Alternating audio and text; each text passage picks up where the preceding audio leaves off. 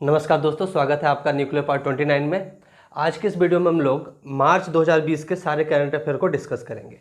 इस वीडियो में current affair के इन 7 सेक्शंस के बारे में चर्चा होंगी। पुस्तक एवं लेखन, नियुक्तियां, पुरस्कार, खेल, अंतर्राष्ट्रीय, राष्ट्रीय एवं आर्थिक विषयों पर चर्चा की जाएगी।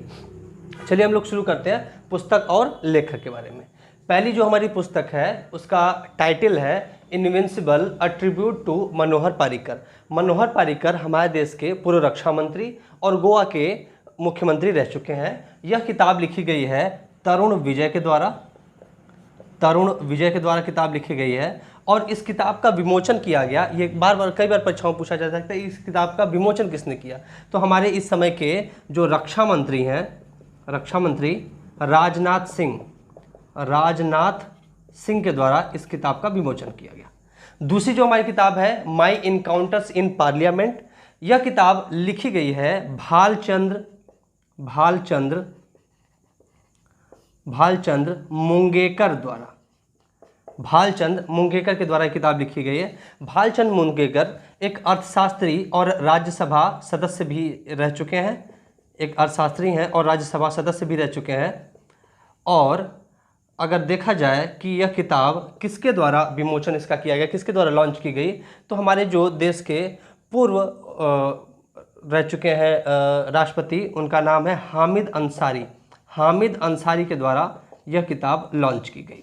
ठीक है, अगली हमारी पुस्तक है the adventures of Daredevils Democrat. यह किताब आधारित है बीजू पटनायक पर और इस किताब को प्रकाशित की गई उनके ही पुत्र नवीन पटनायक के द्वारा। आपको पता होगा नवीन पटनायक इस समय सीएम हैं उड़ीसा के सीएम हैं और यह एक प्रकार की आप कह सकते हैं कॉमिक बुक है जो कि प्रकाशित की गई है नवीन पटनायक के द्वारा और किस पर आधारित है? उनके पिता बीजू पटनायक पर। चलिए अब हम लोग देखते हैं नियुक्तियों के बारे में।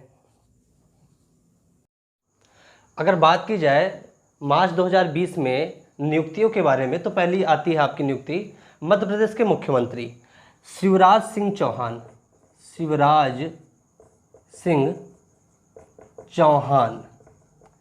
ये चौथी बार मध्य प्रदेश के मुख्यमंत्री बने हैं कमलनाथ को हटाकर। अब इन्होंने नहीं हटाया, कमलनाथ आपके ये कांग्रेस के सीएम थे, लेकिन कांग्रेस की सरकार वहां पे गिर गई और बीजेपी के कैंडिडेट शिवराज सिंह चौहान चौथी बार मध्य प्रदेश के नए मुख्यमंत्री चुन लिए गए हैं मार्च 2020 में। भारत के 10वें मुख्य सूचना आयुक्त, इसको आप बोलते हैं चीफ इंफॉर्मेशन कमिश्नर CIC। तो भारत के 10वें मुख्य सूचना आयुक्त बने हैं बिमल जुल्का। ये आपके भारत के 10वें मुख्य सूचना आयुक्त बने हैं। अगर फर्स्ट मुख्य सूचना आयुक्त, फर्स्ट CIC की बात की जाए तो वो थे वजीहत हबीबुल्लाह।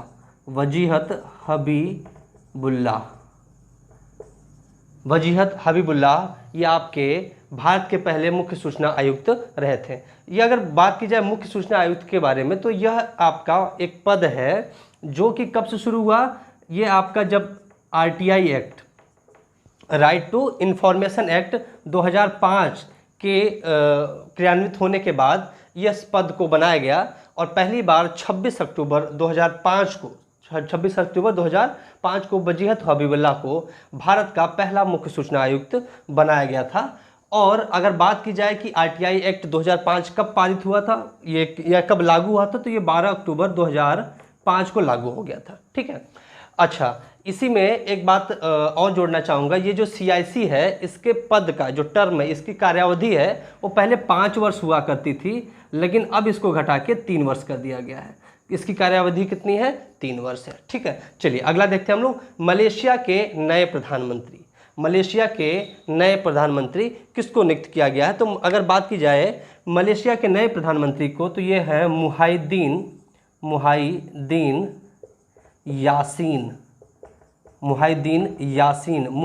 यासीन को मलेशिया का नया प्रधानमंत्री चुना गया है। ठीक है, इजराइल के नवनियुक्त प्रधानमंत्री कौन है? यह नवनियुक्त तो हैं, लेकिन यह पहले भी वही थे,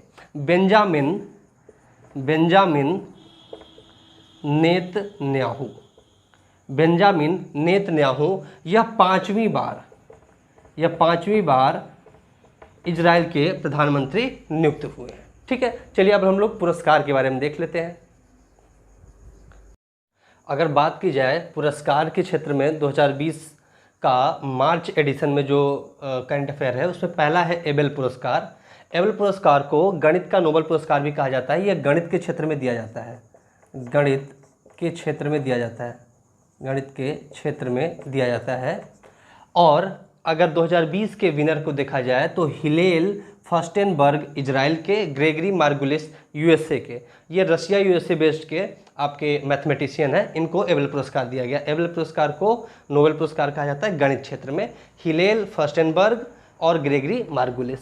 अगला देखते हैं स्वामी विवेकानंद कर्मयोगी पुरस्कार 2020 किसे दिया गया, तो ये है जादव पायेंग को स्वामी विवेकानंद कर्मयोगी पुरस्कार 2020 दिया गया। चमेली देवी जैन पुरस्कार, अगर ये देखा जाए तो ये पत्रकारिता के फील्ड का पुरस्कार है, पत्रकारिता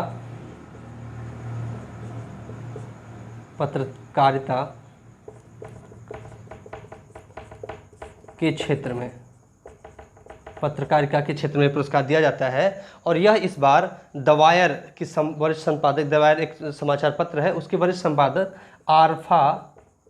आरफा खानम को दिया गया। और साथ ही साथ एक स्वतंत्र पत्रकार है रोहिणी मोहन, इन्हें दिया गया। अब भाई द वायर की जो वरिष्ठ संपादक है आरफा खानम, इनको जम्मू कश्मीर और यूपी में कवरेज के लिए दिया गया। और जहां तक रोहिणी मोहन की बात करें तो आसाम में एनआरसी कवरेज के लिए इनको इस पुरस्कार से नवाजा गया। अगली बात की जाए श्री श्यामा प्रसाद मुखर्जी पुरस्कार 2020 किसे दिया गया, तो यह दिया गया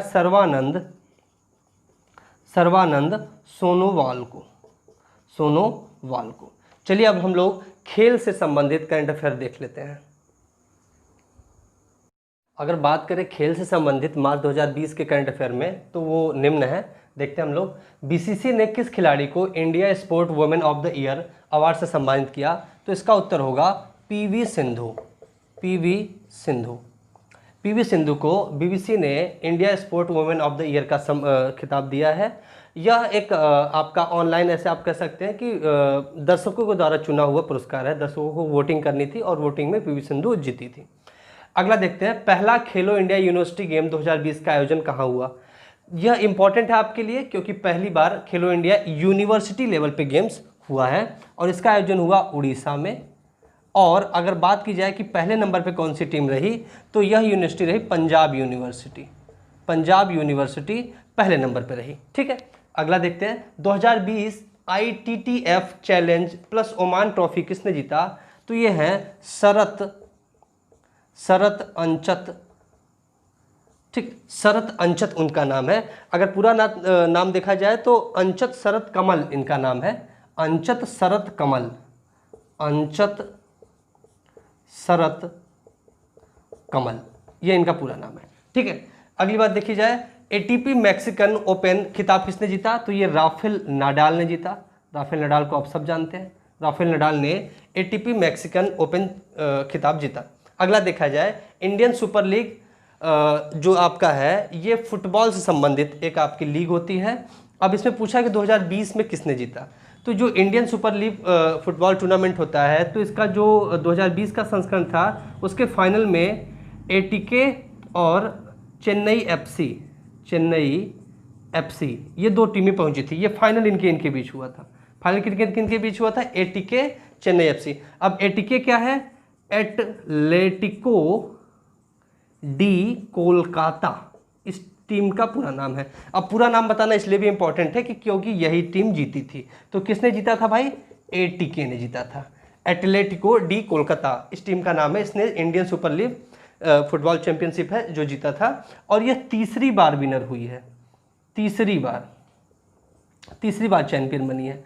अगर बात की जाए फाइनल की तो ये गोवा के स्टेडियम में खेला गया, और ख़ास बात ये रही कि यह गोवा के स्टेडियम में खेला तो गया, लेकिन स्टेडियम आपका एम्प्टी था, खाली था, कोई दर्शक नहीं थे, क्योंकि धीरे धीरे कोरोना का प्रचार प्रसार होने लगा था। अगली बार देखा जाए रणजी ट्रॉफी 2019-20 किस टीम ने जीता, तो ये सौराष्ट्र की टीम ने जीता था। सौराष्ट्र की टीम ने रणजी 2019-20 का खिताब जीता। अगला देखा जाए ICC T20 women world cup 2020 किसने जीता। देखिए आईसीसी का T20 women world cup tournament आपका ऑस्ट्रेलिया में हुआ। पहली बात तो ये समझिए, ऑस्ट्रेलिया में आयोजित हुआ, ठीक है, ऑस्ट्रेलिया में आयोजित हुआ। फाइनल ऑस्ट्रेलिया और इंडिया के बीच हुआ, फाइनल ऑस्ट्रेलिया और इंडिया के बीच हुआ, लेकिन ऑस्ट्रेलिया ने फाइनल में भारत को हरा दिया, तो विजेता कौन रहा, ऑस्ट्रेलिया। तो ICC T20 women world cup 2020 को जीता ऑस्ट्रेलिया ने। यह फरवरी मार्च में टूर्नामेंट आयोजित हुआ था। अगला देखा जाए ये 8 मार्च विश्व महिला दिवस के दिन पे इसका फाइनल हुआ था, 8 मार्च को, ठीक है, ये भी ध्यान में रखने वाली बात है। कौन महिला क्रिकेटर अंतर्राष्ट्रीय क्रिकेट के तीनों फॉर्मेटों में शतक लगाने वाली पहली खिलाड़ी बन चुकी हैं। बहुत इंपॉर्टेंट है, इसको आपको याद रखना पड़ेगा। इनका नाम है हैदर नाइट, हैदर नाइट, ये KNIGHT वाले हैदर नाइट, और ये इंग्लैंड की खिलाड़ी है। हैदर नाइट इंग्लैंड के खिलाड़ी है। अगला और अंतिम खेल का जो क्वेश्चन है, 500 T20 क्रिकेट मैच खेलने वाले पहले क्रिकेटर कौन बन गए हैं, तो उनका नाम है कायरन पोलार्ड। Kieron Pollard. ये कायरन पोलार्ड कहाँ के प्लेयर हैं, वेस्ट इंडीज के प्लेयर हैं कायरन पोलार्ड, और मुंबई इंडियंस की तरफ से खेलते हैं IPL में, ठीक है। चलिए अब हम लोग देखते हैं अगला सेक्शन, जो राष्ट्रीय संस्करण है करंट अफेयर का 2020 मार्च के लिए। अगर बात करें मार्च 2020 के राष्ट्रीय परिदृश्य की, तो उसमें निम्नलिखित मुख्य करंट अफेयर है। पहला है, भारत सरकार ने इको सेंसिटिव जोन किसे घोषित किया, तो ये राष्ट्रीय चंबल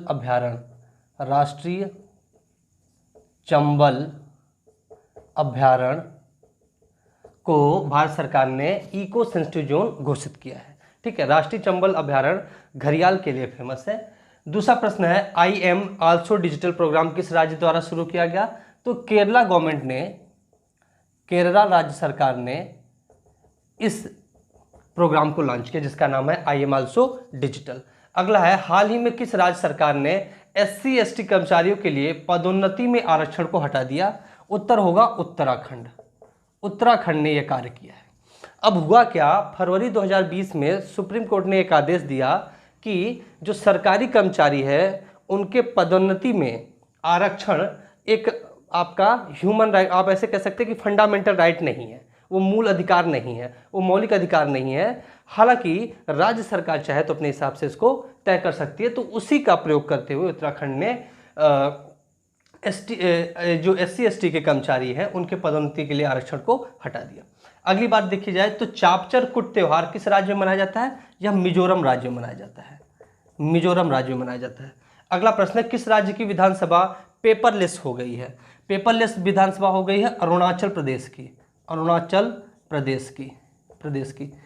ई-विधान ऐप है, ठीक है, ई-विधान ऐप, नेशनल ई-विधान ऐप के तहत आपकी जो विधानसभा है अरुणाचल प्रदेश की वो पेपरलेस हो गई है। अगला देखा जाए प्रश्न, किस शहर में चौथा वैश्विक आयुर्वेद महोत्सव का आयोजन किया गया, तो ये कोच्चि शहर में हुआ, कोच्चि में।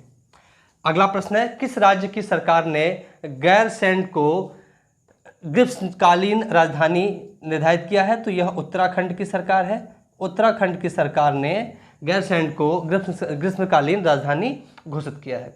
अगला प्रश्न है, 108वीं भारतीय विज्ञान कांग्रेस की मेजबानी कौन सा शहर करेगा, तो ये पुणे करेगा, पुणे में आयोजित होगा ये।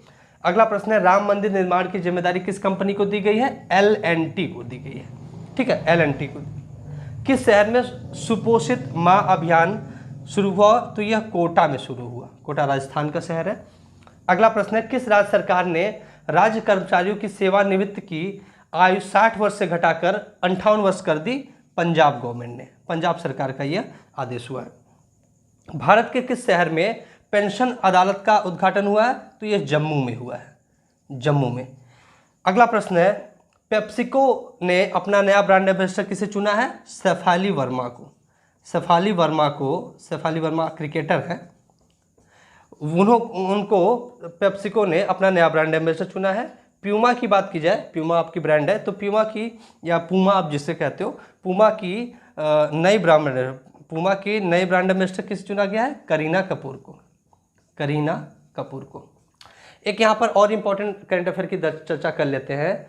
जो आपकी भारतीय सेना है, भारतीय सेना ने कोविड-19 से लड़ने के लिए एक ऑपरेशन लॉन्च किया है। उस ऑपरेशन का नाम है ऑपरेशन नमस्ते। ठीक है, ध्यान में मुझे आ रहा था कि मुझे एक बात इंपॉर्टेंट बतानी है राष्ट्रीय प्रदेश में, तो ऑपरेशन नमस्ते नाम है भारतीय सेना के द्वारा, थल सेना के द्वारा कोविड-19 से लड़ने के लिए एक ऑपरेशन जो लॉन्च किया गया है, ऑपरेशन नमस्ते। चलिए अब हम लोग अंतर्राष्ट्रीय परिदृश्य देखते हैं। अगर बात की जाए मार्च 2020 के अंतर्राष्ट्रीय परिदृश्य करंट अफेयर की, तो उसमें 10 पॉइंट हमने लिए हैं।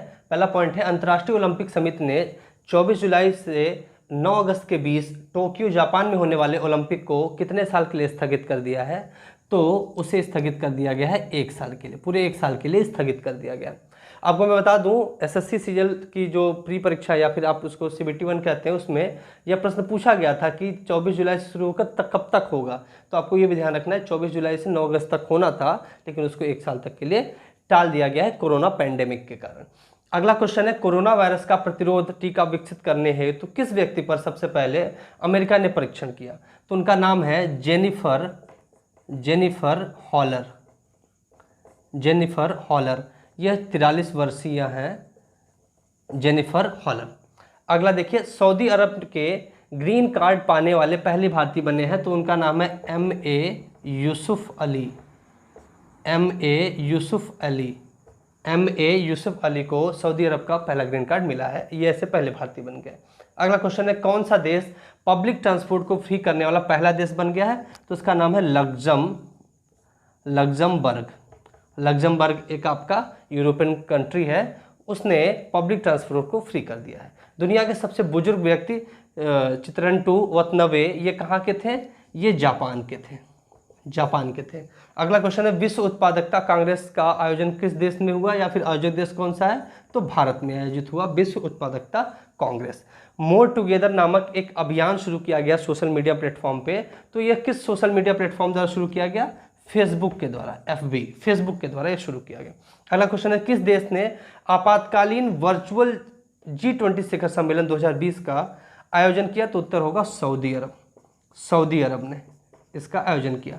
मैं आपको बता दूं, कोरोना पैंडेमिक के कारण G20 का वर्चुअल मतलब इंटरनेट या ऑनलाइन कॉन्फ्रेंस आप कह सकते हैं, कोई फिजिकल मीटिंग नहीं हुई थी, वर्चुअल मीटिंग हुई थी, और उसका आयोजन किया सऊदी अरब ने। आपके वहाँ के जो प्रिंस है सलमान ने, उन्होंने उसकी चेयरमैनशिप की थी, चेयर किया था।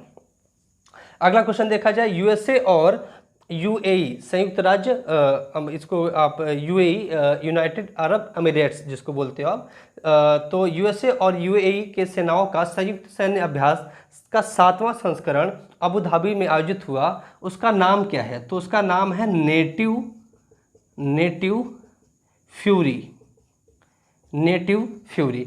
फ्यूरी नामक सैन्य अभ्यास है, जो कि होता है यूएसए और यूएई के सैनिकों के बीच या सेनाओं के बीच। अगला देखा जाए, जो आखिरी अंतर्राष्ट्रीय परिदृश्य में है, हाल ही में जारी विश्व की टॉप 500 एनजीओ मतलब क्या है आपका? Non governmental organisation. तो विश्व की टॉप 500 ऑर्गेनाइजेशन का एक लिस्ट बनाया गया, उसमें शीर्ष पे रहा है ब्रैक, BRAC। यह बांग्लादेश की एक एनजीओ है, वह आपका पहले नंबर पर रहा। अगर मैं बात करूं कुछ मैंने बोला था कि आर्थिक परिदृश्य के बारे में भी चर्चा करूंगा, तो आर्थिक परिदृश्य पे अगर चर्चा की जाए तो उसमें जो इम्पोर्टेंट आता है, एक तो मार्च में जो इम्पोर्टेंट घटना घटित हुई वह है यस बैंक से संबंधित। तो यस बैंक का आपको पता होगा कि यस बैंक को के डायरेक्टर, बोर्ड ऑफ डायरेक्टर को डिसॉल्व किया गया। तो यस बैंक के बारे में देख लेते हैं। यस बैंक के बारे में क्या मैटर था? पहला तो बोर्ड ऑफ डायरेक्टर को डिसॉल्व कर दिया गया, बोर्ड ऑफ डायरेक्टर को डिसॉल्व कर दिया गया। कब ये किया गया भाई? 5 मार्च की बात है, 5 मार्च को बोर्ड ऑफ डायरेक्टर को डिसॉल्व कर दिया गया। पहली बात। दूसरी बात इसमें क्या हुआ कि एक पूर्व आपके एसबीआई के एफसीआई हैं, एफसीआई नहीं, आप ऐसा समझो कि एसबीआई के चीफ फिनेंस ऑफिसर, सीएफओ कहते हैं, चीफ फिनेंस ऑफिसर हैं, उन्हीं को बना दिया। उनका नाम है प्रशांत कुमार। उनको नया एडमिनिस्ट्रेटर चुना गया है। प्रशांत कुमार को नया एडमिनिस्ट्रेटर चुना गया है, पहली बात। अगली बात इसमें क्या इंपॉर्टेंट निकल के आती है कि जो इसके यस बैंक की जो निकासी की विथड्रॉल की लिमिट थी, निकासी की जो लिमिट थी, विथड्रॉल की जो लिमिट थी, उसको 50,000 कर दिया गया कि 50,000 से ज़्यादा आप निकाल नहीं सकते। निकासी लिमिट इसको इतना कर दिया गया। और अंतिम बात, एसबीआई ने एक प्रस्ताव रखा, एसबीआई ने एक प्रस्ताव रखा कि 49% शेयर मैं यस बैंक का खरीदना चाहूँगा। एसबीआई ने ऐसा प्रस्ताव रखा कि 49% में शेयर खरीदना चाहूँगा इस बैंक का, यदि मुझे यह दिया जाए 7250 करोड़ में। तो एसबीआई ने क्या प्रस्ताव रखा कि 7250 करोड़ में मैं एसबीआई ने प्रस्ताव रखा कि मैं 49% शेयर इस बैंक का खरीदना चाहूँगा। तो इस बैंक से संबंधित यह कुछ बातें थी जो इंपॉर्टेंट है और आपसे परीक्षा में पूछी जा सकती हैं। एक बात इंपॉर्टेंट और निकल के आई है, वह बात एसबीआई से संबंधित है। उसके लिए एक टर्म है, पहले एक टर्म को देखते हैं, AMB। इसका फुल फॉर्म क्या है? Average monthly balance. आप सभी को अगर पता हो तो एक एसबीआई का एक रूल है कि भाई हर महीने में इतना तो आपके अकाउंट में पैसा रहना ही चाहिए, नहीं तो कुछ आपसे पैसा काट लिया जाएगा। उसी को कहते हैं कि वो एवरेज मंथली बैलेंस कितना रहना चाहिए। तो मेट्रो सिटी के लिए वो एवरेज मंथली बैलेंस 3,000 रुपये निर्धारित था, सिटीज़ के लिए वो 2,000 था और ग्रामीण क्षेत्र के लिए 1,000 रुपये था। लेकिन अब एसबीआई ने इस एवरेज मंथली बैलेंस सिस्टम को हटा दिया। क्यों हटा दिया गया? जिससे कि उसके जो ग्राहक है, ग्राहक उनके साथ जुड़े रहे, यह कहा गया, और एवरेज मंथली बैलेंस हटा दिया गया। एक प्रकार से ये बहुत ठीक कदम भी है। तो एवरेज मंथली बैलेंस किसने हटाया? एसबीआई ने हटाया। ठीक है, अगला एक क्वेश्चन बन के आता है जीएसटीएन। ये क्या है? Goods and services tax network. Goods and services tax network, इसके सीनियर वाइस प्रेसिडेंट किसको चुना गया? क्या प्रश्न है? सीनियर वाइस प्रेसिडेंट किसे चुना गया? तो इसका उत्तर होगा धीरज रस्तोगी को GSTN, goods and services tax network का सीनियर वाइस प्रेसिडेंट चुना गया। तो इस वीडियो में हम लोग इतना ही देखते हैं। अगर आप लोग को ये वीडियो अच्छी लगी हो तो अपने दोस्तों के साथ जरूर साझा करें। मार्च 2020 का पूरा करंट अफेयर्स में बताया गया है, और चैनल को सब्सक्राइब करना न भूलें। मिलते हैं अगली वीडियो में, तब तक के लिए धन्यवाद।